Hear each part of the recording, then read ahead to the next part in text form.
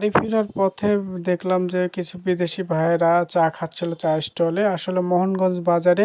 সেখানে আমি নেমে আসলে সেই মুহূর্তে তাদের সাথে আমি কথা বললাম। আসলে আমাদের ক্যামেরাম্যান না থাকার কারণে সেই সাক্ষাৎ করার সেই সময়টা আমরা আসলে ভিডিও করতে পারিনি। তো যাই হোক, পরবর্তীতে তারা যখন চলে যাচ্ছে ওই মুহূর্তে কিছু ভিডিও করলাম এবং ভাইয়াদের সাথে কথা বললাম। তারা বাংলা ভাষা কথা বলতে পারে এবং আমাদের রাজশাহী ইউনিভার্সিটিতে তারা পড়াশোনা করে।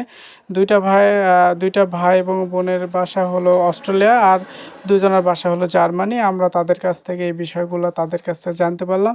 তো যাওয়ার শেষ সময় ভাইও একটু সেলফি তুললো, আমার দিকে একটু তাকালো, তাকানোর পরে আমার দিকেও প্রায় আমারও একটা ছবি তুললো।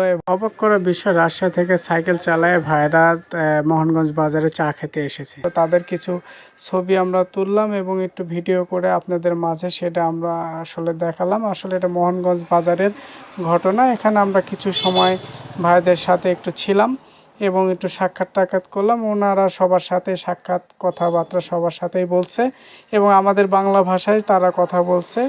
ধন্যবাদ বন্ধুরা।